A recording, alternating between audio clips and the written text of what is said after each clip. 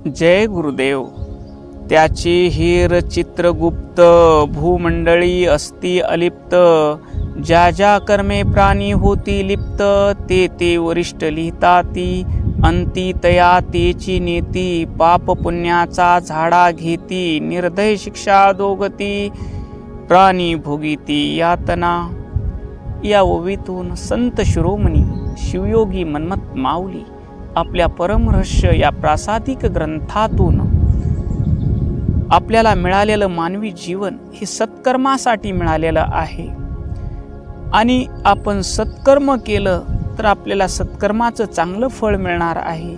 आणि आपण जर चुकीचे कर्म केले तर त्या कर्माचंही आपल्याला दुःखरूपी फळ मिळणार आहे.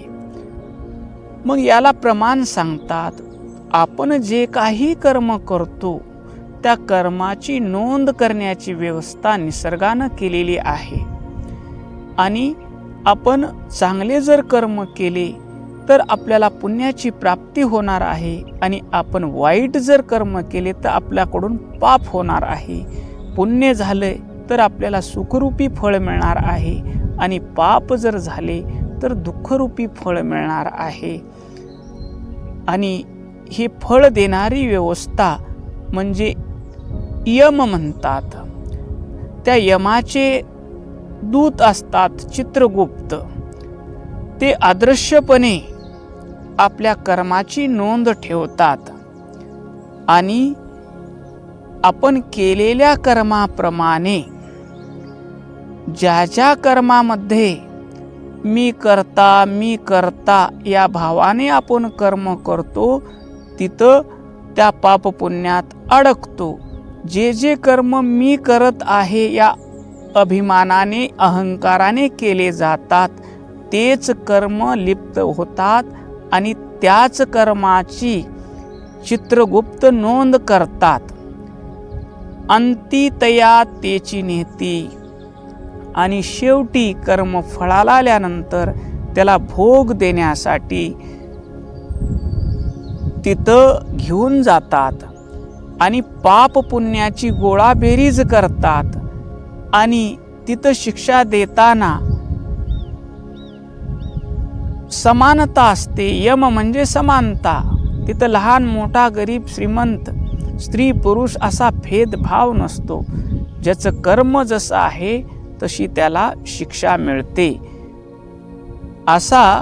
आणि चुकीचे कर्म जे करतात त्या प्राण्याला यातना भोगावं लागतात असं या ओवीचा सरळ भावार्थ आहे. आता आपण या ओवीचं आध्यात्मिक चिंतन करू. आध्यात्मिक चिंतन करताना माऊली म्हणतात त्याचे हेर चित्रगुप्त. इथं चित्रगुप्त नावाची कोणती देवता आहे असं नाही. चित्रगुप्त हे देवताचं प्रतीक आहे. ती आपल्या अंतरातली देवता आहे. अंतरातली एक शक्ती आहे. ती चित्त नावाची शक्ती आहे.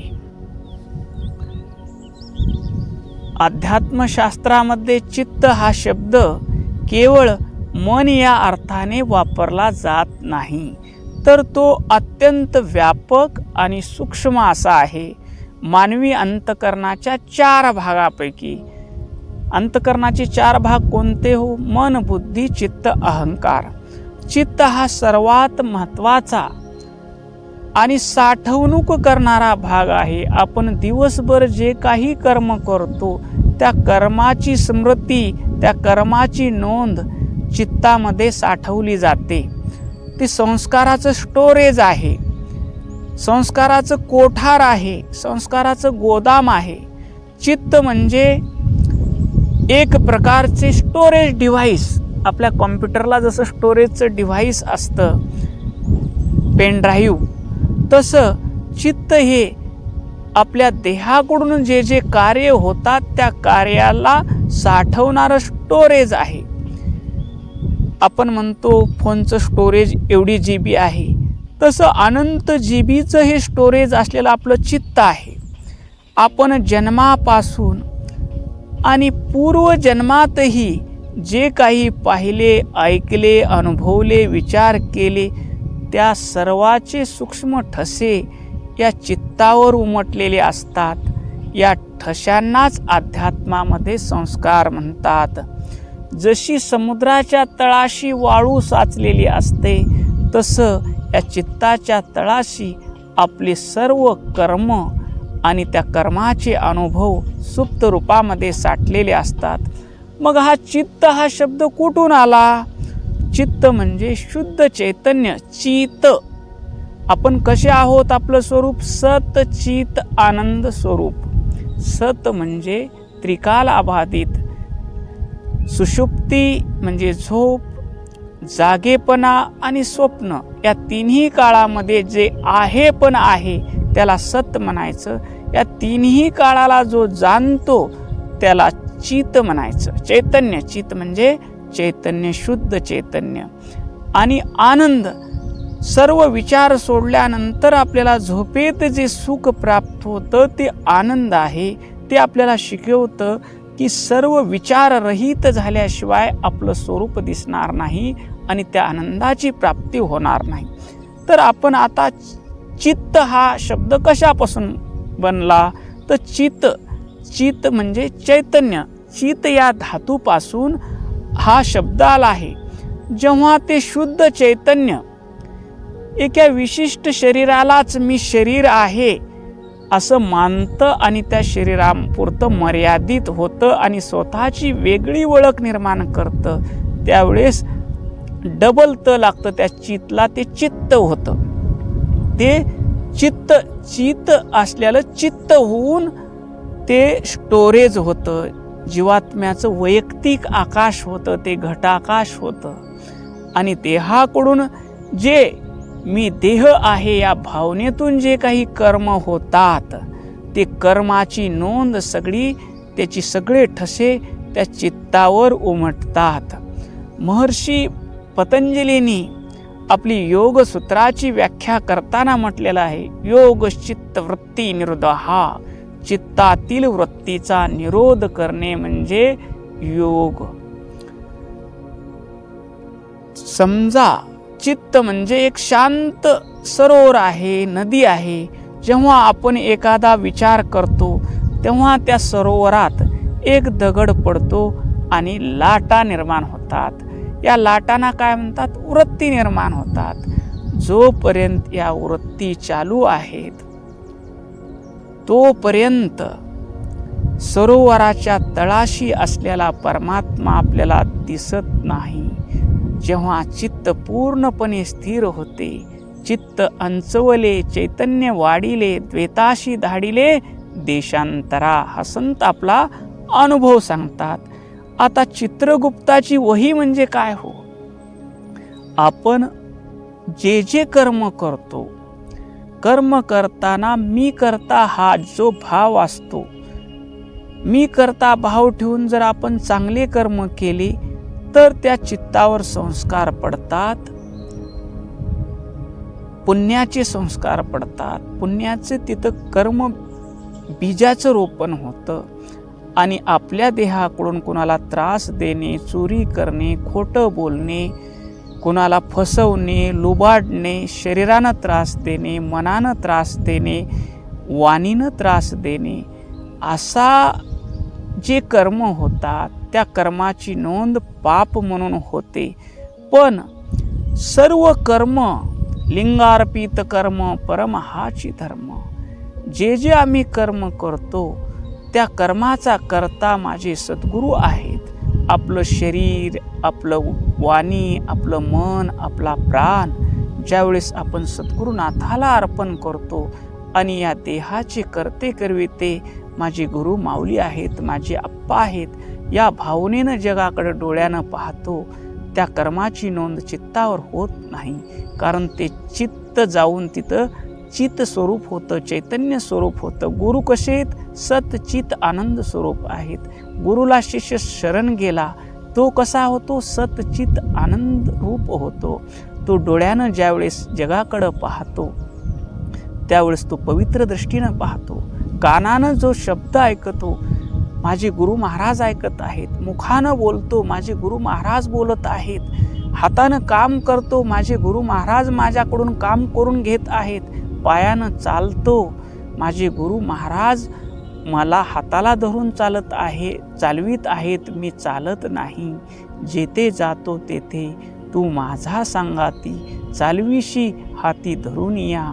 चालो वाटे आम्हा तुझाची आधार, चालवीशी सवे भार माझा. बोलो जाता बरळ करीशी तू नीट, नेली लाज थीट केले देवा. असा समर्पणाचा भाव असतो. त्या साधकाचं चित्त आंसवलं जातं आणि तिथं चैतन्य वाढलं जातं. मूळ चित्त जाऊन डबल त निघून फक्त चित राहतं. सद्गुरूला शरण गेलेल्या शिष्याचं ते चैतन्य रूपाचा व्यवहार होतो. तिथं पाप कर्म पुण्य कर्म, न पुण्य न पापम, सौख्य न दुःखम, मंत्रो न तीर्थम, वेदो न यज्ञम, अहम भोजन्यो भोजन भोक्ता, चिदानंद रूपो शिवोहम शिवोहम. त्याचे हेर चित्रगुप्त. चित्रगुप्त म्हणजे आपल्या मी देह समजून आपलं चित्त स्वरूप देहात्म भावात येतं तेव्हा त्याला चित्त म्हणतात.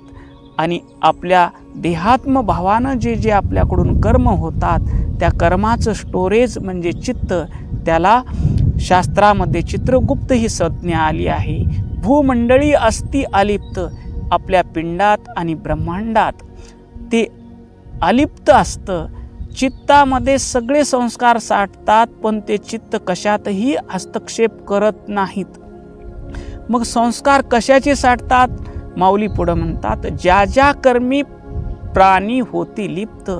जे जे कर्म करताना मी करतो, मी पूजा करतो, मी जप करतो, मी ध्यान करतो, जिथं जिथं तुमचं मी लागल तिथं तिथं तुम्ही बंधनात पडाल. मी 1000 लोकाला जीव घातले हो, पुण्य. जेवता जेवता एखाद्या माणसाला मी उठवलो, पाप. या सगळ्या गोष्टीची नोंद त्या चित्तामध्ये होते. पण ज्यावेळेस साधक सद्गुरूला शरण जातो त्यावेळेस त्याचे कर्म समर्पित होतात. देह मन वाणी प्राण आणि मीपणा अहंकार सद्गुरूच्या चरणी झाला तर त्याचा देह कुणाचा झाला हो? सद्गुरूचा झाला. त्याच्या देहाकडून कार्य करून घेणारे कोण झाले? सद्गुरू झाले. त्याच्या डोळ्यानं पाहणारे माऊली आहेत, त्याच्या कानानं ऐकणारे माऊली आहेत, त्याच्या मुखानं घास खाणारे माऊली आहेत, त्याच्या हृदयातला प्रत्येक ठोका सद्गुरू आहेत. त्याच्या देहाचा व्यवहार, त्याच्या मनाचं चिंतन गुरुच्या चरणाचं चिंतन आहे. त्याची बुद्धी मन गुरुचरणावर स्थिर झाली आहे, त्या चरणात विलीन झाली आहे. असा प्राणी त्या कर्मामध्ये लिप्त होत नाही. आणि जो मी करतो म्हणून कर्म करतो तो ते वरिष्ठ लिहितात. ते वरिष्ठ लिहितात म्हणजे त्या चित्तामध्ये ते संस्कार होतात. आणि मी करता या भावानं जे जे चांगले कर्म झाले असतील त्या कर्माची पुण्याच्या रूपानं सुखाच्या रूपानं तुम्हाला भोग मिळतो. आणि जे जे पापकर्म मी करतो या अभिमानानं पूजा जप ध्यान दान लोकाचं हित करणं ह्याचं फळ म्हणजे पुण्य. आणि शरीर वाचा मन वाणी यानं दुसऱ्याला मी करता अभिमान धरून मी श्रीमंत मी ज्ञानी दुसऱ्याचा अपमान करणं, दुसऱ्याला कमी समजणं, शरीरानं दुसऱ्याला त्रास देणं, मनानं दुसऱ्याचं वाईट चिंतन करणं आणि वाणीनं त्याला दुःख होईल असं बोलणं, असे कर्म करतो तो प्राणी पापाचा म्हणजे दुःखाचा भोगीदार होतो. आणि जो स्वतःला सद्गुरूला समर्पित करतो, तुची करता करविता देवा अवघी तुझी सत्ता, आम्ही बाहुल्याच्या जाती सूत्र दोरी तुझे हाती, जैसे नाचविशी देवा तैसे नाचू सदाशिवा. या भावानं सद्गुरुनाथाच्या हातातलं यंत्र होतो. तो पापही लागत नाही त्याला आणि पुण्यही लागत नाही. तो पाप पुण्याच्या पलीकडे जातो, सुख दुःखाच्या पलीकडे जातो. तो जो जे जे कर्म करतो यद्यत्ती कर्म करोमि शंभो तद्दकिल तव आराधनम. दिवसभरातून त्याच्या देहाकडून जे जे कर्म होतात ते शिवपूजा होते, मनाकडून शिवचिंतन होते आणि बुद्धी त्या परमात्म्यामध्ये सद्गुरुनाथाच्या चरणी लीन होते. तिचा तर्क थांबतो. अशा पद्धतीनं समर्पण आपल्याला पाप पुण्याच्या पलीकडे घेऊन जाणार आहे. आपल्या जीवनाचं जर कल्याण करून घ्यायचं असेल, पाप पुण्याच्या जर पलीकडे जायचं असेल, सुख दुःखाच्या जर पलीकडे जायचं असेल, आपल्याला जर आनंद स्वरूपाची प्राप्ती करून घ्यायची असेल, तर आपण काया वाचा मनानं पूर्णतः साष्टांग दंडवत म्हणजे सर्व अंगानं सर्वस्वी परमपूज्य आप्पाच्या चरणी स्वतःला समर्पित करायचं आहे. आणि करविते माझे माऊली आहेत या भावात अखंड राहून आपल्याला त्या सतचित आनंद स्वरूपाची अनुभूती घ्यायची आहे. ओम शांती शांती शांती.